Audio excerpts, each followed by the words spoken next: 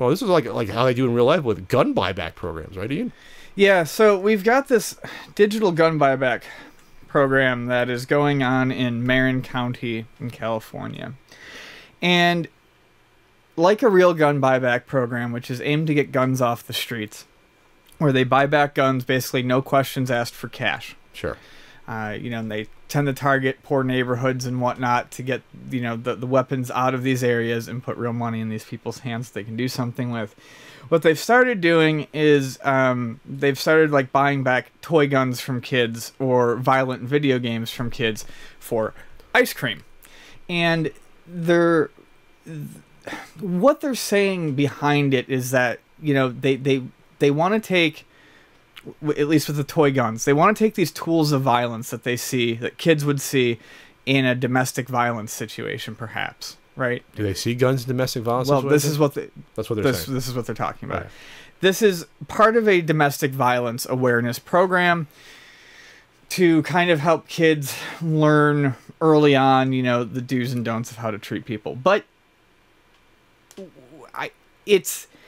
while its heart is in the right place, I have a couple of problems with it. One, buying back fake toy guns and violent video games isn't really educating on domestic violence. No, and I believe small children probably don't understand a lot of what domestic violence even is. Right. You know so what I mean? There needs to be actual education, and the question is, how do you educate children on domestic violence? Well, there's other ways to do it than this.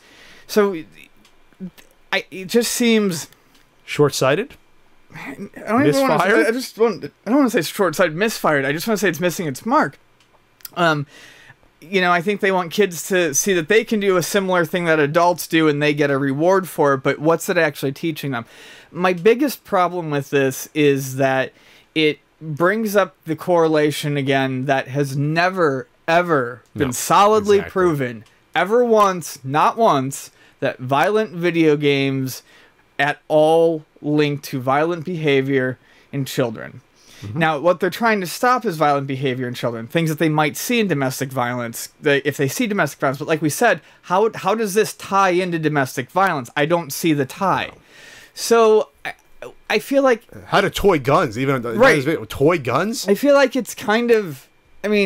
yes, we need to teach children about domestic violence. We do. This is not the way to do it. And furthermore, we don't need to drag out that old chestnut of a scapegoat video games again and kick it around a while because, frankly, do I like violent video games? Not really. But do I care if people play them? Have I read the reports? Do I think that they really have an impact on people who play them? No, I don't. And that's been shown time and time again in studies. And here we are, and they're once again correlating violent video games with real-life violence. I'm trying to stay away from a whole liberal versus conservative thing on here, but this is... I don't understand. This to me ties... I'm liberal. I think this is stupid as fuck. Well, yeah.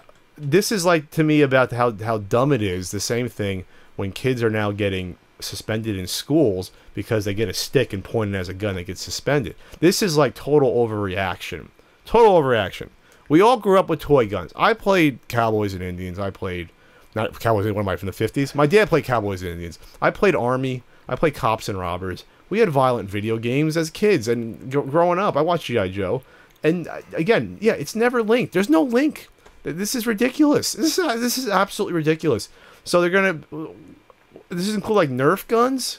Yeah.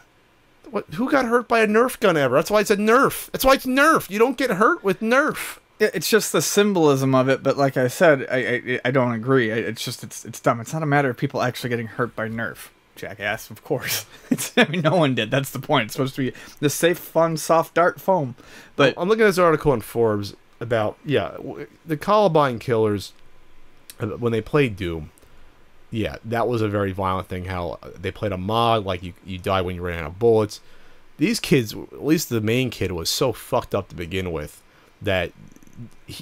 People don't understand that when people have these like outlets for things, it's not causation. It's just a correlation of them going towards outlets that associate with them. So if you're messed up and ultra violent, yeah, you'll probably play violent games because that's what you like. But it doesn't mean that because I play ultra-violent games, I am going to be ultra-violent. Right, it's the predisposition is probably already there to play them. I mean, the article says it perfectly right here, which is kind of what I was trying to say and rambling a bit. And yet, this pairing almost seems to trivialize domestic violence itself. Unlike toy guns and video games, domestic violence does direct, obvious physical and emotional harm to children, the effects of which are long-lasting. The data is there, where the link between violence and video games has never been firmly established. I mean, hell, they should be giving out Nerf guns to these parents then. They can beat each other up with a Nerf bat, and no one really gets hurt. Oh, Jesus Christ, Pat.